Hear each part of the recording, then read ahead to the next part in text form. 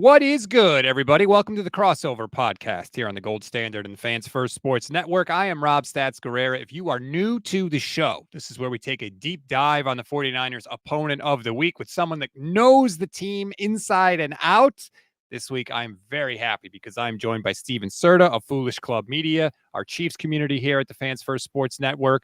Stephen, how are you? Stats, I am wonderful. Don't know how I feel about the Chiefs ahead of this game. I'm excited about Sunday's contest because I think it's a good test for the Chiefs. But prior to their bye was the best game they had played all season, but that was against the Saints. And now we know that the Saints are absolutely one of the worst teams in the NFL. So I don't really know how I feel about Sunday at this point. Okay, well, let's start there big picture because, for us as 49ers fans, look, you guys have the trophies. You've got the victories. You know, for a lot of Niners fans, it's can we please beat this team just to see the ball go through the net, right? Just to know that it's possible for the 49ers to beat the Chiefs. So a lot of Niner fans are putting a lot of stock in this game. As someone that covers the Chiefs, how do you think Chiefs fans and the Chiefs are looking at this game? I think that the Chiefs as a team will show up for this. And I think we will get like a strong performance from them. At the very least, the defense is really the only consistent part of this team for the last 2 years outside of the playoffs. So I think that they will show up and that they'll be ready to go for this and we'll get a good version of them. But as far as like the importance of it and the weight of the matchup and things like that and the fan base, I don't think this means anything to anyone any more than any other regular season game, because for the Chiefs, it's all about the playoffs now. It's all about Super Bowl rings. And we see them year after year just kind of limp through the regular season and seemingly not take it very seriously, but they're always good enough to be in the playoffs. And that's all that matters at the end of the day. Man, that is like no more big brother, little brother than that, what you just said. Like Niner fans are like, we got to win this game. And you're sitting here like, yeah, we don't really care. But I get it, right? Like they're in two different places and they are worlds apart. The Chiefs are the back-to-back champions. The Niners, you know, for years have acted like the uncrowned champions, frankly. And now this week, I have to say, we haven't heard any of that from the 49ers. We have heard nothing but respect from the 49ers. We've never beaten them. They are the champions. They are better than us. John Lynch was on the radio on Friday saying they're where we want to be. So, like, for once, the 49ers are taking it seriously, which is nice to see. When I say the name Patrick Mahomes, 49er fans get filled with fear, rightfully so. When I say the name Brock Purdy, Chiefs fans do what? I think that they think what most people in the NFL think. It's like, oh, he's just like a system quarterback who looks good on paper because of Kyle Shanahan and because of all of the weapons around him. I don't think anybody's scared of Brock Purdy necessarily, though I think they probably should be the way that he's playing this season. See, you say nice things, but I've heard some people on Foolish Club Media, Ron Hughley, they said not so nice things about Brock Purdy. He's not scared of Brock Purdy at all. Steve Spagnuolo, for what it's worth, has been throwing praise at Brock Purdy. He said he has no weaknesses, which I thought was pretty damn surprising, considering Spagnuolo exposed some of those weaknesses last February. Spags is always very complimentary of anyone the Chiefs are playing, so that's pretty typical NFL coach speak. But yeah. I do think that like there is a mutual level of respect. Like I think that defense, I think Steve Spagnuolo really respects Kyle Shanahan and what they can do offensively, and I do think they respect Brock Purdy and they're the Chiefs on the defensive side of the ball. I think are one of the best teams in the NFL. Like Steve Spagnuolo has been absolutely out of his mind this season with his game plans and scouting and setting up this defense for success and getting the most out of the guys that he has on that side of the ball, and so. I think when they go and break down the film and they're game planning for this matchup against the 49ers, like they're seeing what Purdy is doing and putting on tape. And I do think there is like a legitimate level of respect there. I have saw a really fascinating stat about the Chiefs and the Niners defense on Twitter. This comes from Johnny Dells, who says, when the Niners defense does not blitz, they're number one in the league. When they do blitz, they're 32nd. The Chiefs, meanwhile, are the complete opposite. They are 32nd in passing defense when they don't blitz. But when they do blitz, they're number one. How? I cannot believe it. both of those things are true, why is it that the Chiefs struggle if they don't blitz? Because their defensive line hasn't been as dominant this season, and they're banged up right there right now. Mike Dana is going to be super questionable for this game, and he's always been kind of a underrated member of that Chiefs defense that doesn't really get the praise that he deserves. But also, they don't have Charles Omenihu right now. He might be back later in the season, but he had the season-ending knee injury in the playoffs last year, and so he's still working his way back from that. And so, if Mike Dana doesn't go, they're going to be down to second-year player Felix Anudike-Uzomah, who has not been very good. He's shown like a few flashes here and there, and George Karlaftis, who's a third-year defensive end for them, who had a really strong rookie season and second year, has gotten off to a really slow start, and really their entire pass rush right now is either Chris Jones just absolutely wrecking games or Steve Spagnuolo sending blitzes and getting pressure that way, because nobody else is really generating a ton of pressure for the Chiefs up front. Interesting. Well, I know Spagnuolo is going to dial it up. I'm fascinated to see Chris Jones go up against Dominic Puni in this game, the right guard for the 49ers. He's a rookie. He's been playing awesome, but obviously he's never faced anybody near the caliber of Chris Jones. So I'm kind of interested to see how he holds up in the game. We talked about Mahomes earlier. Let me just ask you, we look at the box score and we see 6 touchdowns to 6 interceptions for Patrick Mahomes. How is he playing this year?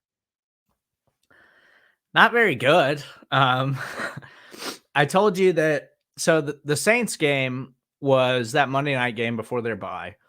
Easily the best game of Mahomes' season. And he still had a fluky interception that, it tries to throw a touchdown pass to Juju, gets batted up, gets intercepted by former Kansas City Chiefs, Colin Saunders, and he takes it back like 50 yards. And it was a really funny play. Like, all I could do was laugh because I like Colin Saunders still as a player. He was great when he was here in Kansas City. But it's week after week. There's these fluky interceptions or just really poor decision-making by Patrick Mahomes. And I think some of that is the offensive line hasn't been particularly good. And I think some of it is they thought they'd have Hollywood Brown. They thought they'd have Rashee Rice. And now they're down to Xavier Worthy is probably their best wide receiver, or Juju Smith-Schuster is their most consistent wide receiver now. And so I think Mahomes is just uncomfortable and he's kind of getting into his own head. But it did look like he flipped the switch a little bit against the Saints. Now, I don't know what to take from that, because going into that game, I was like, well, the Saints are a solid football team. And now they're totally wrecked by injuries and getting decimated by everybody that they play. And they've lost 5 games in a row and look like one of the worst teams in football. So after the Saints game, I was feeling confident, like, okay, Mahomes has taken that step and he's getting it together now. But now that we've had some time and we're removed from that after a bye week, I've totally kind of walked back on that because the Saints look like they're so bad right now. Interesting. Wow. Okay. I mean, like you said, it's all about the playoffs. And by the way, Mahomes has played not great and you're undefeated. See, that's the difference. Yeah. The Chiefs win the clunkers. The 49ers don't win the clunkers. And the 49ers, I'll just tell you, have never put a complete game together this season. They are the kings of, we're up 2 scores. We got a chance to get a touchdown and put this game in a stranglehold. And instead, we're going to either fail altogether or kick a crappy short field goal. And we're going to leave the door wide ass open. That's exactly what they did against the Rams. That's exactly what they did against the Cardinals. They lost both of those games. They almost did it against the Patriots, and they almost did it against the Seahawks as well. So I'll just tell you, I could easily see the Niners being up 2 scores in this game, and all of a sudden, Mahomes and the Chiefs come roaring back at the end. I think that's really interesting because I mentioned earlier this week on Foolish Club Media that I think there's tons of parallels between the Kansas City Chiefs and the 49ers. And one of our contributors, Brandon Kiley, wrote an article kind of talking about how the 49ers are tied to Mahomes and some of the, like, these most significant performances of his career. But I think, like, even more than that, like, there's the Kyle Shanahan thing. And it's like, he's, greatest offensive mind of a generation, but can he actually win a Super Bowl and get over the hump? And Andy Reid was that guy forever. And then it's your Super Bowl caliber team year after year, but you kind of limp through the regular season and underperform and play down to your competition. And I feel like we see the 49ers do that a lot. And the Chiefs have done that for 5 straight years now. Like, you just have to expect it from them. So And Andy Reid too, especially since they lost that AFC Championship game to the Cincinnati Bengals. It's like he totally shifted from back then where it was like foot on the gas, we're going to be a high flying offense and put up points on every drive, to he's become really conservative. He virtually never goes for it on fourth down. He blows timeouts and has poor clock management. And he settles for field goals like way too often. And a lot of times it's because it just feels like he's afraid they're going to do something stupid. And thankfully they have Patrick Mahomes. So even when they do have terrible turnovers and look like they're playing awful, as long as the defense holds up and keeps it to a 1-score game, Mahomes will eventually go on that one drive that they need. And that's the reason that they're 5-0 right now, because they still find a way to put that together somehow. I hate conservative coaches, but I got to say, like, I kind of understand the thinking when it's friggin' Patrick Mahomes. By the way, I just saw Andy Reid said, we're taping this on Friday, that Juju Smith-Schuster will play against the 49ers. You made a face like that doesn't matter. I mean that's huge, because if not, then we're talking about Xavier Worthy, who is basically only used as a straight deep lying guy right now, unless they got something special worked up for him out of the bye. And then you're talking about Justin Watson and Sky Moore and a lot of wide receivers that do absolutely nothing and bring absolutely nothing to the table for you. Like, that's why Juju, with the Rashee Rice injury, Juju Smith-Schuster might go down if he keeps playing like he did against the Saints. Is like one of the most important signings for the Kansas City Chiefs this season, because he looked absolutely washed up in New England, but you just drop him back into the Chiefs offense and he's good to go. And they'll find a way to get him open and get some work out of him. And then I think the biggest difference too with the Chiefs this season in their offense is they're just running the ball a ton. Like they have become a ground and pound team, short conservative passing game, play defense, and Juju is now a significant part of that. Kareem Hunt getting the ball 28 times. Like, what year is it? That's what, and that's it's all fun until that totally explodes and falls apart. Like, it's an interesting storyline right now what Juju and Kareem Hunt are doing for the Chiefs, but I don't think that's sustainable. We'll see. I don't know if 29-year-old Kareem Hunt can do that. I don't know if 27-year-old Juju Smith-Schuster, when it was like felt like he was going to be out of the league after he got cut by the Patriots. I don't know if that's sustainable, but we'll find out. And thankfully for the Chiefs, after this game, their schedule really opens up down the stretch. They got the tough part of it out of the way. They've only got a couple of tough games on the schedule after this matchup with the 49ers. They got through the tough part of their schedule 5-0. Yeah. I mean, God, you're just living in a different world as a Chiefs fan. I just want to point that out. Everything's good. You won back-to-back Super Bowl titles. You're right up there in a position to win a third, possibly as a number 1 seed going into the playoffs. I picked against the 49ers in this game. I don't know how the Chiefs are getting points. Does that make any sense to you? No. So I picked the Chiefs to win this one, but virtually everybody else at Foolish Club picked the 49ers to get this one. So I am curious about this matchup, and you can tell me, because like when I've paid attention to the 49ers this season, I haven't been totally locked into every game, but obviously I try to follow the best teams in the NFL. And I do think that Purdy is playing really well, but it does feel like there's some limitations offensively for the 49ers right now, because they can't do the same things with Jordan Mason that they do with Christian McCaffrey.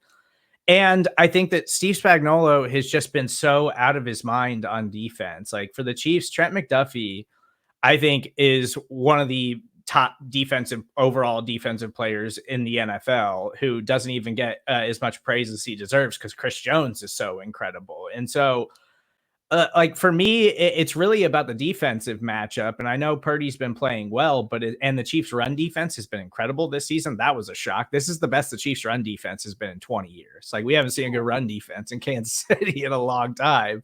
And they've played some good rushing teams so far. So, for me, it's really about the defense and how they're going to match up with the 49ers, and what we've seen Steve Spagnuolo do against this team in the past, where it seems like everybody else struggles to slow down their skill position players. Steve Spagnuolo, I think, is just the best defensive coordinator in football, and he's always got something dialed up for them. Yeah, and I know I hate the fact that he's coming off a bye. Thanks, NFL. Really appreciate that going up Andy Reid 21-4 off a bye in his career. Here's the thing with the Niners offense. They have been just as good, if not better than last year between the 20s. They have no problem. Almost 48% of their drives get to the opponent's red zone. That's how good they've been. But when they get to the red zone, they absolutely stall out. They struggle. They're one spot ahead of the Chiefs. I think the Chiefs are 30th in red zone offense. The Niners are 29th. So it has been just a disaster in the red zone for the 49ers. Now, they figured it out eventually against Seattle. This just in, maybe throw it to 85. He's really good. But that's been the difference, really. They've done it differently. They're like last in yak yardage in the league. They're going down the field. They're attacking with chunk plays. But then in the red zone, it just stalls out. And so that'll probably be the difference in this game. I think both offenses will move the ball. Who does better in the red zone? And I have more confidence in 15 than 13. Yeah, and I would tend to agree with you, but the Chiefs are brutal in the red zone. And this is something that has gone back the last couple of seasons now. Now this year it was supposed to be better, and the injuries aside, even when they were healthy, the red zone issues were there. And then I talk about that game against the Saints, and it's like, yeah, they put up points, they moved the ball, and they had a bunch of yards and stuff like that.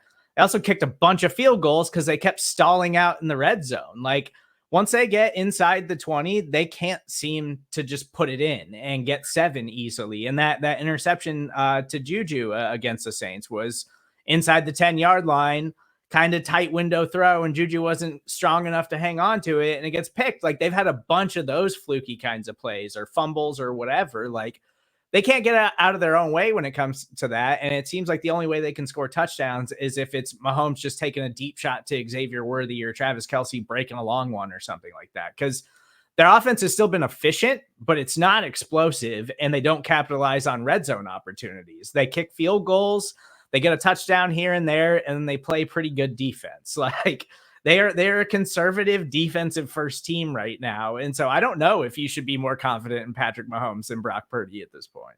It's really interesting. It's going to see. Oh, how's your special team? Because the Niners special teams are a tire fire. The special teams have been okay. You'll win. And that's actually nice because special teams have been garbage the last few years for the Chiefs. But it actually seems like Dave Toub has adjusted to the new kickoff rule a little bit, and they've actually had some nice moments there this season. Must be nice. The Niners are one of only 2 teams to give up a kickoff return touchdown this year. Hooray, Laviska Shenault last week, getting the Seahawks right back in the game. They've had 2 kickers hurt because they can't tackle on a kickoff return, so the kickers had to make the play. They've lost 2. Anders Carlson's going to be the kicker for this week. He's terrible. He missed 12 kicks last year. Oh, no. Yay.